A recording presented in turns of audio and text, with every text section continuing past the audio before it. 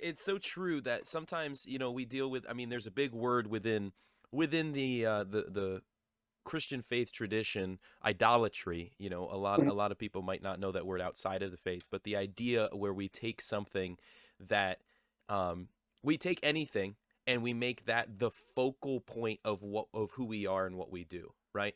And people do that with sports all the time. People do that with gaming. People do that with work. People do that with family, even. Things that are seemingly good, when we choose to make that literally the focus, complete focus of our life, we idolize that thing. We make that the god of our life.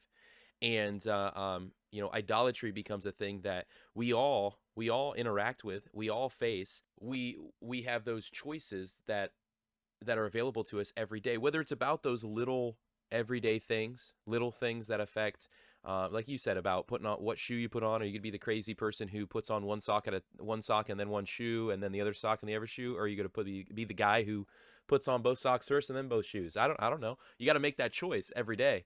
You have those little choices, and then you have bigger choices, and then you have, what I think are the most mattering choice.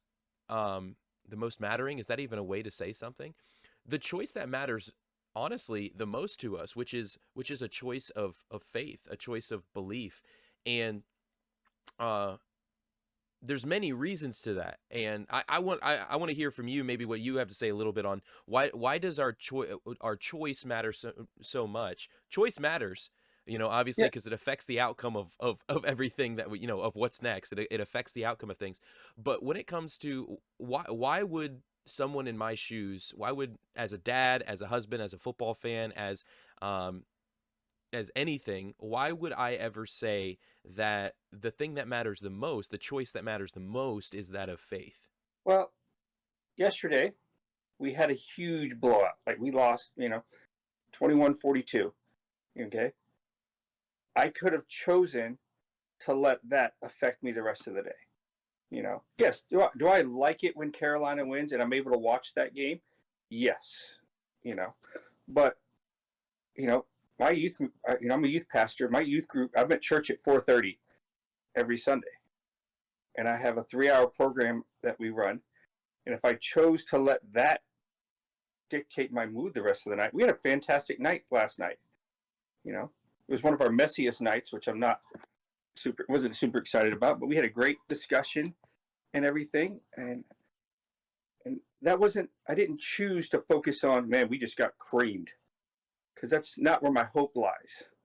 I didn't grow up in a Christian household. I'm the only one of faith in my family. You know, came from, there's 19 years ago. I actually got the memory on Facebook Saturday that it had been 19 years since my dad had died. I choose not to focus on that. Like, I wouldn't have even known if it wasn't a Facebook memory that I was tagged in from my siblings from a long time ago, because I choose to focus on what has happened in those 19 years since my dad has died. When my dad died, I have 5 stepsisters and 2 brothers. Mm-hmm. The second oldest. When my dad married my stepmom, we got the 5 stepsisters. My brother was on his way out in high school. He's like the last few months of high school, so he didn't really connect with the family. I was a freshman, and so when my dad died, I became the head of household for our family, and that they're looking to me be that father figure at 21 years old, and I didn't know what to do. And so, like, I'm in Iceland, calling back nightly, checking on the family, having my friends go by because my sisters are doing things, and or my mom's out of town, and we need to check to make sure that my sisters aren't doing things. And it got heavy, and so I just started drinking every night Mm. to like ease it, because I just can't handle the worldly pressure they were putting on me. And then a friend invited me to church, and I'm like, and I've told my wife this, that the only reason I even went is because she was cute. Like, I'm 100% transparent with her. If some dude had asked me, I probably wouldn't have said yes.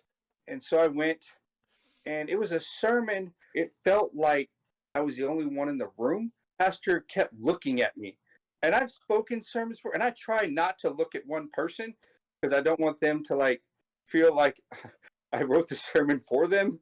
like, hey, we're talking about not gossiping today, and I keep looking, but it was But all about. somebody is the point of who you're thinking of at that moment. You, but no. Yeah. I do believe that most script sermons that are written by the pastors who preach them are Holy Spirit driven for at least one person in the congregation who's going to hear it. Mm. Whereas everyone can take something from it, but I believe most of the time there's someone who needs something special out of it. Like it was the whole, I can't remember all the, what it's about, how you're not alone in this life and God is always there for you. And it was like the pastor just kept focusing and like locking eyes with me. And I'm like, this is freaking me out. And so that night I'm like, all right, God, if you're real, if it's just true, if you're with me and you want to be with me and I'm not alone, you got to show up like right now. Like, cause I'm drowning. And that was like after going and having a couple of drinks. Mm. And I was like, I don't know what to do. I don't know how to lead these my sisters and my stepmom. I don't know how to do that. I got a brother who's in and out of jail. He can't do anything. I don't know what to do. And I was like, you got to show up like right now. Like this isn't like, hey, I'm going to show you a little bit. Like it's all or nothing. And he said, okay. And so I quit drinking that night. I've had a couple sips of alcohol since then, but like my desire for it is gone, and it all tastes disgusting. Mm.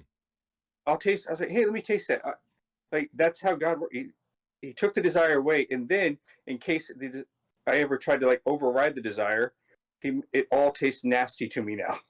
If you want to override me taking away your desire, it's just going to taste gross, and it's going to be unpleasant for you anyway. And it was overnight, and there's no other way to explain that Mm. as someone who drank every night and had the desire to drink every night, and to have that reason and desire just suddenly taken away. And it came from the desperation choice of I can't keep doing what I'm doing. And not everyone is faced with that, but it was, I went to church because a cute girl invited me, but I had never would have gone had she not invited me, and I never would have said yes if she wasn't cute. But I still had that choice not to go. Like, no, that's not for me. I'm just gonna find my own way and figure it out. A seed had been planted, and that's a longer story about on the way to my dad while he was in the hospital. A pastor in the middle of the Baltimore airport walked up to me after I hadn't slept for 36 hours and said, hey, God really laid on my heart to come over and pray for you. I'm like, what? I don't know who you are. I never saw him again. I told him, yeah, my dad's in the hospital. He's dying. I haven't slept. I feel guilty because I don't know why I'm telling him all this either. But I'm like, I'm never going to see him again. I don't care. He prayed for me and left. As I look back now, I can see the seeds growing that people had planted that came to my choice, but it's still up to me and it's still up to people. God gives us that choice. As someone who's lived on both sides of it, I can see how fuller and better my life is after saying yes to it. It's amazing to hear stories like that because a lot of the times, it's not an overnight thing, you know? For some people it is, and it's amazing to hear their stories. And like for myself, it wasn't an overnight thing.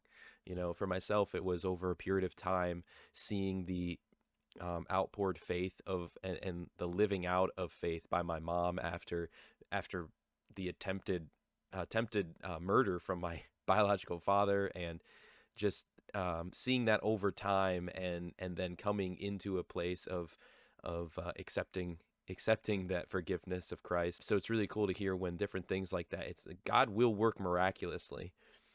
He Yeah. things in life can happen in a miraculous way when set forth by God. And sometimes he uses those things to affect the choice that we make when it comes to are you going to continue in this way of stupidity? Are you going to continue in this way that is less than and not ideal, compared to the best that I have planned for you, and that I can lead you through and lead you into? And so come on, I'm giving you the choice. Come on, come on, come on,